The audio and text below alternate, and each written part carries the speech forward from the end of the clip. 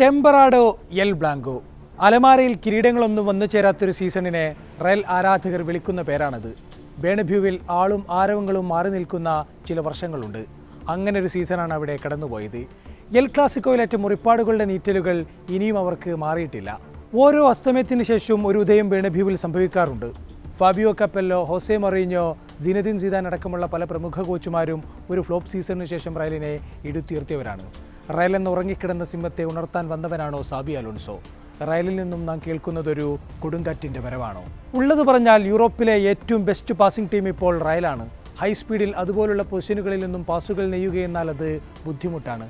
ഇത് റയൽ മുൻ താരങ്ങളോ ഫാൻസോ പറഞ്ഞതല്ല. ഇന്നലെ റയലിനെതിരായ മത്സരശേഷം എതിരാളികളായ ലെവൻ്റെ കോച്ച് തന്നെ സാക്ഷ്യപ്പെടുത്തിയതാണിത്. ലാലിഗയിൽ ഇതുവരെ കളിച്ചത് 6 മത്സരങ്ങൾ, 6ലും വിജയം. പോയിന്റ് പട്ടികയിൽ ഇളക്കമില്ലാത്ത 1-ാം സ്ഥാനം. അടിച്ചുകൂട്ടിയത് 14 ഗോളുകൾ, കൺസീഡ് ചെയ്തത് 3 മാത്രം. അതിനിടയിൽ ചാമ്പ്യൻസ് ലീഗിൽ കളിച്ച മത്സരത്തിലും വിജയം. ചിരിക്കാനുള്ള വക തന്നെയാണ് ഈ റിസൾട്ടുകൾ നൽകുന്നത്. കൂടെ ഒന്നുറപ്പാണ്, ഈ ടീം ഓരോ മത്സരം തീരുന്തോറും മെച്ചപ്പെട്ടു വരുന്നുണ്ട്. ഇന്നലെ ലെവാൻഡിയുടെ തട്ടകമായ എസ്റ്റാഡിയോ ഡെ വലൻസിയയിൽ അവസാന വിസിലുയർന്നപ്പോൾ റയൽ ആരാധകർക്ക് ലഭിച്ചതൊരു ഫുൾ സാറ്റിസ്ഫാക്ഷനാണ്. ഗോളിലും ഷോട്ടിലും, ഷോട്ട് ഓൺ ടാർഗറ്റിലും, പൊസിഷനിലും, പാസിലും, പാസ് അക്യുറസിലുമെല്ലാം സമ്പൂർണ്ണ ആധിപത്യം. ഇതിനേക്കാൾ സന്തോഷം നൽകുന്ന മറ്റൊരു കാര്യം കൂടിയുണ്ട്. Vinicius Junior is back. ഒരിടവേളയ്ക്ക് ശേഷം വിനീഷ്യസ് ജൂനിയറിനെ നിറഞ്ഞു കണ്ട മത്സരം. ആദ്യ പകുതിയിൽ തന്നെ മത്സരം റയലിന് അനുകൂലമായി വലിച്ചിട്ട് കൊടുത്തത് അവനൊറ്റക്കാണ്.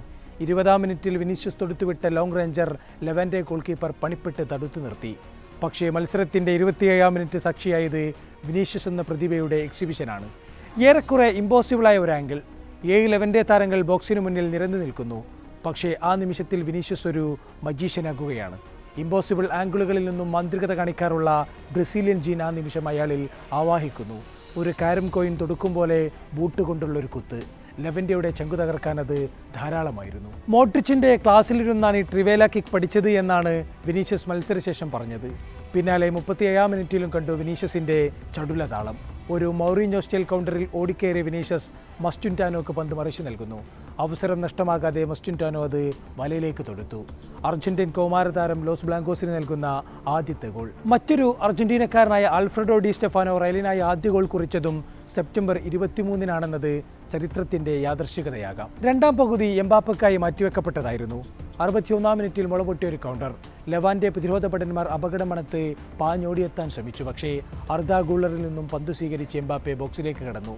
തടുത്തു നിർത്താനുള്ള ലെവാൻഡിയുടെ ശ്രമം പെനൽറ്റിയിൽ അവസാനിക്കുന്നു. And Mbappe scores. ഒരു ഉശിരൻ കിക്ക് പ്രതീക്ഷിച്ച ഗോൾ കീപ്പറെ കബളിപ്പിച്ചുള്ള ഒരു ക്ലാസിക് പനേങ്ക കിക്ക്. മിനിറ്റുകൾക്ക് ശേഷം വീണ്ടും ഒരു കൗണ്ടർ മുളപൊട്ടുന്നു. ഗ്യൂളർ ഊർത്തിറക്കി കൊടുക്കുന്ന പന്തുമായി എംബാപ്പെ ഓടിക്കയറുന്നു. ഗോൾദാഹം മൂർച്ഛിച്ച് എംബാപ്പയെ പിടിച്ചുകിട്ടാനുള്ള പൂട്ടൊന്നും ലെവാൻഡിയുടെ കയ്യിലില്ലായിരുന്നു. And Mbappe scores again. ഈ ഗോളിൻ്റെ പാതി കടിറ്റ പാസ് തീർത്ത ഗ്യൂളർക്കാണ് കൊടുക്കേണ്ടത്. ആഞ്ചലോട്ടിയുടെ കളരിയിൽ കാഴ്ചക്കാരനായിരുന്ന ഗ്യൂളർ സാബിയുടെ വരയോടെ റയലിൽ മുന്നണി പോരാളിയായി മാറിയിരിക്കുന്നു. പിന്നിൽ Fran Garcia, Andre Carreras, Dean Huijsen, Raul Asencio. തൊട്ടുമുന്നിൽ സെബയോസും വാൽവേഡയും. ആക്രമണം നെയ്യാൻ വിനീഷ്യസ്, ഗ്യൂളർ, മസ്റ്റുൻറ്റാനോ എന്നിവർ. നമ്പർ 9 പൊസിഷനിൽ Mbappe, David Alaba, Jude Bellingham, Camavinga, Rodrygo, Tchouameni എന്നിവർ പകരക്കാരായും എത്തി. സാബിയുടെ ഈ സ്റ്റാർട്ടിംഗ് 11ൻ്റെ ആവറേജ് പ്രായം 24 ആണ്. ഈ യുവനിരയുടെ വേഗം കളത്തിൽ പരമാവധി യൂസ് ചെയ്തുകൊണ്ടാണ് സാബി തന്ത്രങ്ങൾ ഒരുക്കുന്നത്. പിൻനിരയിൽ കരേറസും ഹ്യൂസനുമുള്ളത് നൽകുന്ന ആത്മവിശ്വാസവും ചെറുതല്ല.